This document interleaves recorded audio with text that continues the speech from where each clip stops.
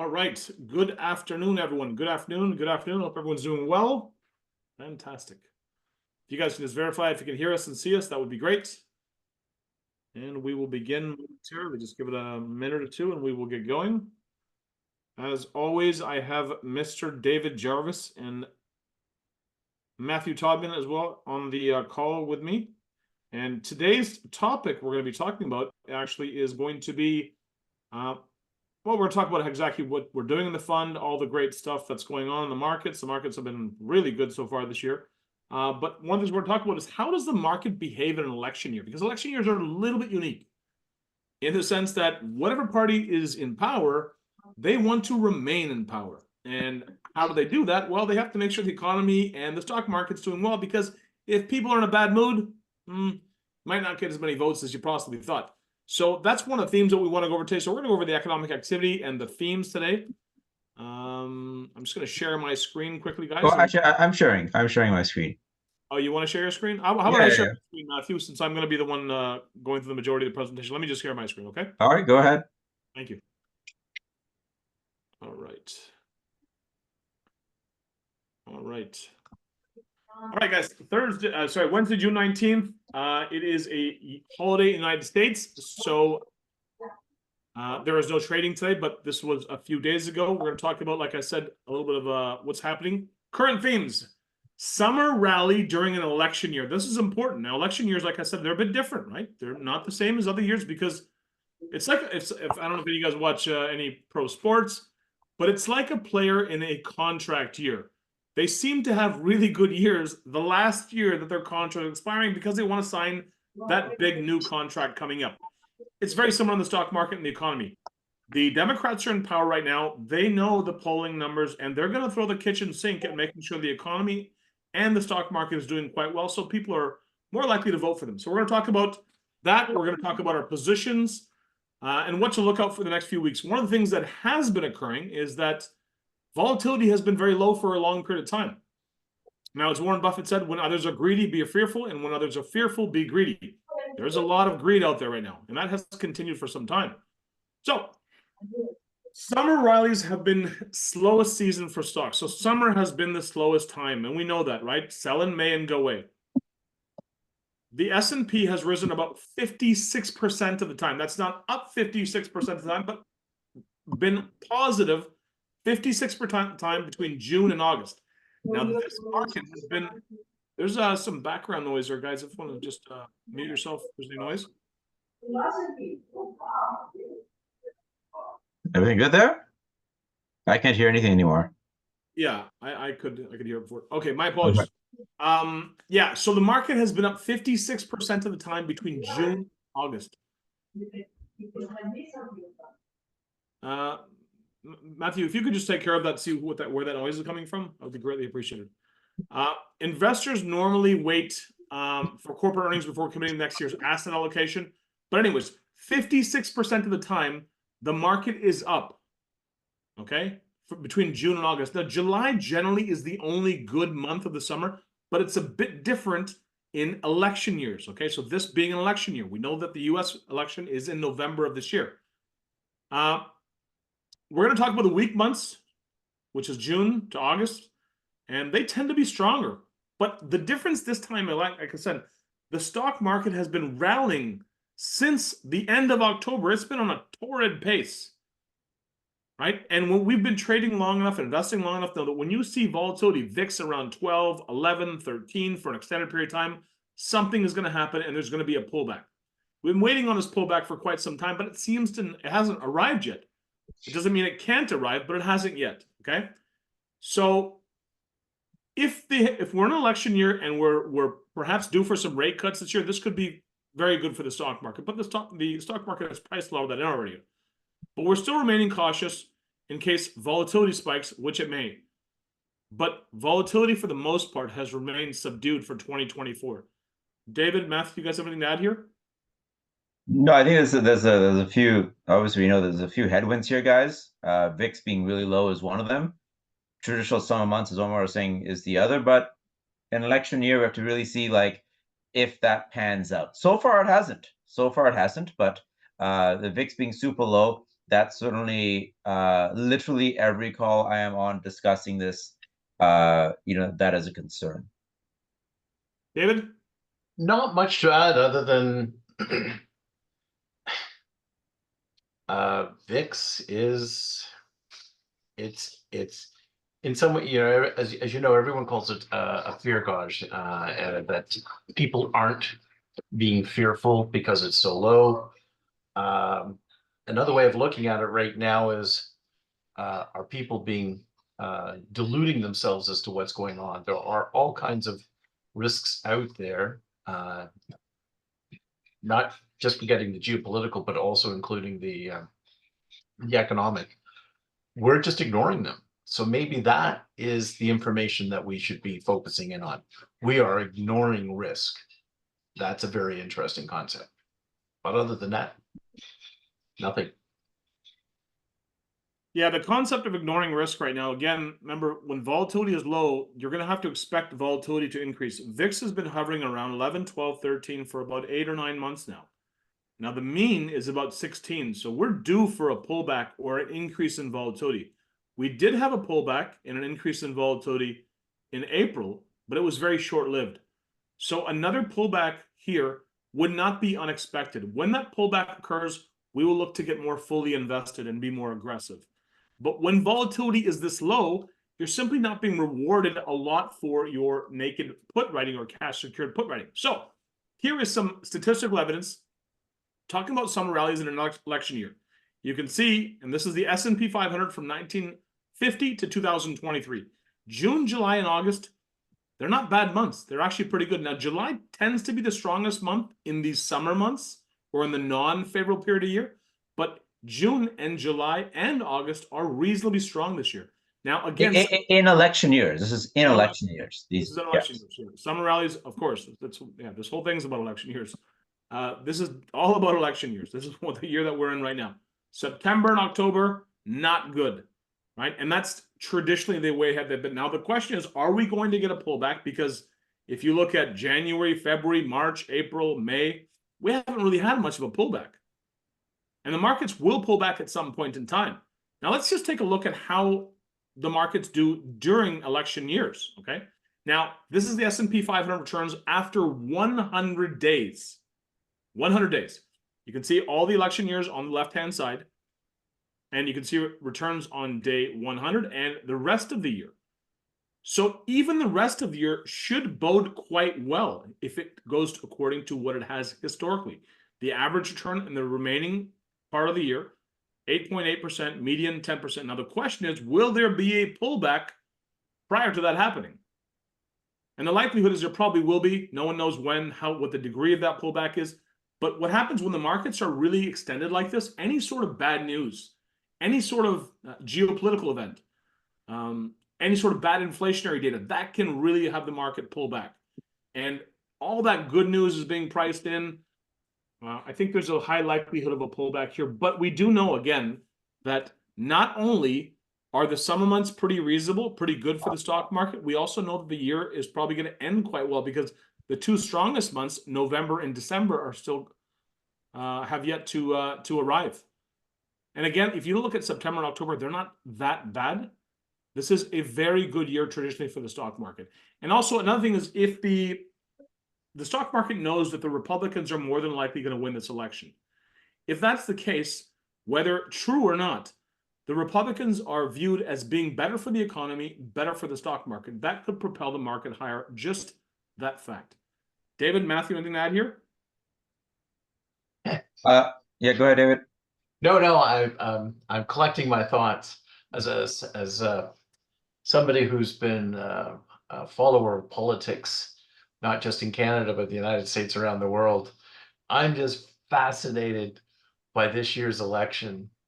As my colleagues have heard me say, the only thing that unites Democrats and Republicans in the States is that both parties want their candidate to die. And nobody is happy with their candidate. Nobody wants to be rallying behind them. And it is quite interesting because the one thing, and I don't know if it comes out in one of the other slides, theoretically, Biden should be enjoying the benefits of a nice recovering economy, and he is not. And that is an unusual factor, which means that there's a lot of animosity pointed at him when he would normally have the wind at his back. Agreed. Yeah. This chart here actually shows when the S&P is up 10% greater for the first 100 days of the year. How does the rest of the year fare? And you can see on the right-hand side, the rest of the year fares quite well. And if you combine that with the evidence of election years, we should have a pretty good rest of the year if it goes to according to what historical data would suggest. However, we've had a really good start to the year. We've had a good end to 2023. There might be a pause. There might be a pullback of 5–10% and a volatility spike up to 20 or 25. That is not unreasonable. And then the rally may continue after that. Now, nobody knows if or when that's going to happen, but I would think the odds are quite likely that there is going to be a pullback at some point in time. And that is when we're going to look to get more fully invested for the latter half of the year rally. Now, another theme obviously is playing out is this AI thing is coming to fruition in real time, and that's propelling a lot of these stocks forward. So the average return for the rest of the year, when the S&P 500 is already up 10% for the year, is 8.8%, and the median return is 10%. So that is a very good thing. Now, again, remember, that pullback may occur in September and October. Those are terrible months for the stock market, historically and in election years. So that same theme may play out this year. We'll see. The higher the markets go up, the greater the likelihood of a pullback. The greater they move away from their moving average, the greater they are extended in terms of relative strength, the greater likelihood of a pullback. And there is a high likelihood of a pullback. So let's wait and see what happens. But good news overall for this year and when the market is up 10% in the first 100 days. All right. Omar, go back one. Yeah, absolutely, David. What people don't realize is when you see that minus 14.5% in 1987, The stock market crash. that includes the period Black Monday in September, when the index was down 25% in one day. And so that is an extraordinary event in the history of the stock market. I would argue it's one of probably one of the 5 to 10 most significant events in the history of the stock market in the 21st century. So it's interesting because if you back out that significant event, you'll find that you're really looking at almost no incidence of negative returns if we're up 10% in the first 100 days. Yeah, I would agree, David. That was one unusual event where the market did go down 25%, but even then it recovered. I believe within 6 months it had got to an all-time high again. You get this every so often. We've already, for those of you who have been around in Theta for a while, we started this company in 2019. We had the 2020 COVID market crash. The S&P was down 35%, fully recovered. 2022, S&P down over 20% intra-year and closed the year off at negative 19.6%, fully recovered now. So the markets have always gone to an all-time high, right? So, that's why you want to take into account. But when the markets are extended, the likelihood of a pullback is pretty high. All right, so let's take a look at exposure. Right, so our desired exposure is on the right-hand column. Alphabet, Amazon, Apple, all at 8%. Microsoft and Tesla are our biggest exposure, at 15 and 14% respectively. Now, a lot of these companies are running away from us in terms of price. Now, as money comes in, we're trying to invest, but we started this company off, the asset management division anyways, through Corton Capital on January 2nd of this year. So your money doesn't come in day one, it comes in periodically. So you're trying to invest as it goes along. Now we're going to look to get more fully invested, like I said, as we get a pullback here. More than likely, even if the summer rally continues, we will get a pullback in September and October. Let's see how big it is. But you can see here the desired exposure. We are not there in terms of having full exposure yet. We'd like to get a bit more exposure, but we're really trying to be patient here and wait for a pullback, which we believe is in the very near future. So the positions we're underweight is Apple particularly. Microsoft to a large extent, and the others are fairly well established in terms of TSN, NVIDIA, Bitcoin. We're slightly over through IBIT, but the main underinvested companies would be Microsoft and Apple, and to a lesser extent Google. Now, Apple has run away a bit recently because of their announcement and their AI features. 85% of Apple phones or Apple devices, excuse me, will need to be refreshed. So if you have an Apple 12 Pro Max like myself, the new AI system will not work. I will have to upgrade. And there hasn't been a refresh need for a very long time, but there will be one now. So 85% of Apple devices will need to be refreshed in order to take advantage of the AI integration. And what that means is basically a much, much better version of Siri, because Siri is not that great. You know, you can ask Siri the weather, or you can ask Siri, you know, how the day is or something like that. But you cannot have a conversation with Siri. The next iteration of iPhone with the AI feature will be more like a personal assistant, a lot more interactive, and people will need to refresh their phones and their devices. Why? Because it will add productivity to their lives. Microsoft is benefiting tremendously from cloud revenue growth. But again, the stock has run away. Volatility is very low, so we're going to be cautious, wait for a little bit of pullback here. Tesla has remained low. Actually, it's been the company that we've made the most amount of money on, because we made a lot of money just on selling puts. A lot of them have been assigned. A lot of them haven't been assigned. So when they're not assigned and you get this big, fat, juicy premiums, you can really start to add up in how much you're making here. So let's take a look at how we've done so far here. 80.9% of the portfolio is either exposed to a long position or through a cash secured put. Okay, so 81%, but new money continues to come in. That means this number will go down a bit until we deploy that capital. We've got a lot of puts outstanding. So if you add up the exposure in cash secured puts, they're at 54.6%. So we don't have a lot invested in actual stocks right now. Only about a quarter of the portfolio, 25.8%, is invested in actual long positions. Now, this number will increase dramatically after we get a pullback here and as new money is deployed. So the majority of the money is either in cash still or in cash secured puts. And even those cash secured puts are a decent way out of the money. Regardless, we've made some really good premiums so far this year. So premiums collected as a percentage of assets under management, 6.8%. So pretty good. We've collected a lot in premiums. Okay. As a percentage of how much we've exposed, like we've only exposed 80.9%, we've collected 8.4%. So we're continuing to collect premiums. That's the bottom line. But the reality is we're waiting for a pullback to get more fully exposed into long positions, because the way that you make a lot of money in this business for your investors is because of the quality of the underlying assets you invest in. We fully believe in all the companies that we're investing in. We just know that they've had a bit of a run. The rally may be a bit long in the tooth, and we want to get more invested as the market pulls back here. The average duration is 23 days. It's pretty short, because if the market continues to rally, you want to keep short duration so you can keep rotating your capital over and over again. It's a good spot to be in. Anything to add here, David? No, not at this point. Okay. All right, as always, guys, here's the FundServe codes. If you need to get a hold of myself, Matthew, please do so. So what are we looking out for in the future? Last few days of June, start of summer scissor trade. That tends to be pretty positive. So summer scissor trade. July is historically the best month in the stock market in summer, but we know, again, this is an election year. It's a bit unusual. The market is also anticipating some rate cuts coming up. Now, the one thing that I will say is the economy seems to be falling apart a little bit fast, and the stock market is pricing in.